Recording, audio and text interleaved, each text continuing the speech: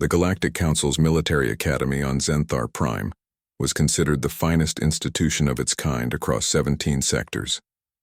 For 3,000 years it had trained warriors from hundreds of species in the art of civilized warfare, strategic thinking, diplomatic resolution, and, when necessary, the clean efficiency of modern combat. Commander Thalxor, a distinguished Zenthari instructor with scales that gleamed like polished obsidian, stood before his class of mixed-species cadets. His four eyes swept across the lecture hall with practiced authority. "Today," he announced, his translator converting his clicks and whistles into standard galactic, "we have 2 human exchange students who will demonstrate their species' approach to combat training."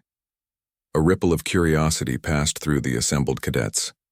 Humans were relatively new to the galactic community, barely 2 centuries since first contact. They were known for their odd customs, their stubborn persistence, and their unsettling tendency to pack bond with anything that moved. Lily Chen stepped onto the training floor first, her dark hair pulled back in a practical braid. Beside her, Liam O'Connor rolled his shoulders, his freckled face split by an easy grin. Both wore simple training uniforms, unmarked except for the small Earth insignia on their sleeves. "Humans," Thalxor continued, gesturing toward them with one of his 6 limbs, "are what we classify as a Class 7 Death World species. Their homeworld is, frankly, a nightmare of competing predators, unstable weather systems, and violent geological activity. A Peluvian cadet, whose species evolved on a peaceful garden world, shuddered visibly. However," the commander went on, "they have recently applied to have their combat methodologies included in our curriculum. The council has asked me to evaluate this request." His tone made his skepticism clear. "Humans, you may begin your demonstration." Lily and Liam exchanged a glance. Something wordless passed between them, the kind of communication that came from years of training together. "We'll start with basics," Lily said, her voice calm. "Human combat doctrine doesn't rely primarily on superior technology or overwhelming force, though we use both when available. It relies on 3 principles: adaptability, endurance, and what we call controlled aggression." "Controlled aggression?" Thalxor's translator couldn't quite capture his tone of condescension.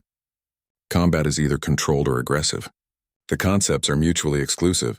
Liam's grin widened. "That's what everyone thinks. Sir, would you permit a volunteer from the class to engage in a standard training scenario?" Thalxor gestured his consent. A Kryn warrior named Velthar stepped forward, a massive creature standing nearly 8 feet tall, with exoskeletal armor that could deflect plasma bolts and 4 arms ending in natural blade-like appendages. "Standard rules," Thalxor announced. "Training safeties engaged. First to score 3 decisive strikes wins." The other cadets leaned forward. This would be educational, certainly. The Kryn were legendary warriors, their reflexes enhanced by neural optimization. The human, slight, soft-skinned Liam would provide an excellent example of why proper training and natural advantages mattered. The match began. Velthar moved with the precision his species was famous for. A calculated strike aimed at Liam's center mass. It should have connected. By every tactical analysis, it should have ended the match in seconds. Instead, Liam wasn't there. He had moved, not away, but forward and to the side, inside Velthar's reach. His hand snapped out, striking a nerve cluster that the Kryn didn't even know was vulnerable. Velthar stumbled. "Strike 1, the automated referee announced. The Kryn warrior recovered quickly, all 4 arms now engaging in a complex pattern designed to overwhelm any opponent. But Liam flowed between the strikes like water, his movements inefficient by any standard tactical analysis. Too much energy expended, too many unnecessary motions. Yet he was never where the strikes landed. Lily's voice cut through the confused murmurs of the watching cadets. "Human combat evolved over millions of years of persistence hunting. We didn't outrun our prey. We outlasted them.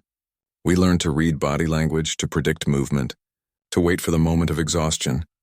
Liam ducked under a blade arm, rolled across Velthar's back, and tapped 2 pressure points in rapid succession. Strike 2. Strike 3. Match to the human. Silence filled the lecture hall. Velthar stood frozen, his breathing heavy, his exoskeleton intact, but his pride thoroughly damaged. "Impossible," he managed. "Your movements were inefficient, wasteful. They violated every principle of combat economy. Exactly, Lily said, stepping forward. You were taught that combat is about efficiency, minimum energy, maximum effect. But humans learned to fight on a world where nothing was efficient. We learned to waste energy because we could always find more. We learned to take hits because we could always heal. We learned to adapt because adaptation was the only thing that kept us alive. Talxor's scales had paled to a sickly gray. This is unorthodox? It's more than that, Lily continued. She pulled up a holographic display. 3 months ago, a human merchant vessel was attacked by Krell pirates. The Krell are a Class 9 warrior species, cybernetically enhanced, trained from birth for combat. They boarded the merchant ship expecting easy prey. The hologram showed the aftermath. Krell warriors, feared across 3 sectors, scattered across a cargo bay. None dead, but all incapacitated in ways that suggested intimate knowledge of their anatomy. The merchant crew had 2 security personnel, Lily said quietly. Both were retired human soldiers. Both were in their 60s, elderly by combat standards. They neutralized 14 Krell warriors in 6 minutes using improvised weapons and hand-to-hand combat. A Peluvian cadet raised a trembling appendage. But how? Liam's expression lost all humor. Because we don't fight to win tournaments. We fight to survive. And on Earth, everything wanted to kill us. The predators, the diseases, the weather, each other. We learned to fight like cornered animals because that's what we were. There's a reason, Lily added, that human military tactics are classified at the highest levels of the Galactic Council. There's a reason that human entertainment media, what we call action movies or combat sports, carries psychological hazard warnings for most species. Thalxor found his voice. And what reason is that? Lily and Liam answered together, their voices carrying the weight of their species' violent evolution. Because you don't survive that twice. The commander's translator struggled with his next words. The Council will receive my report. But I must ask, if this is how humans train for basic combat, how do your actual soldiers fight? Lily's smile was gentle, almost apologetic.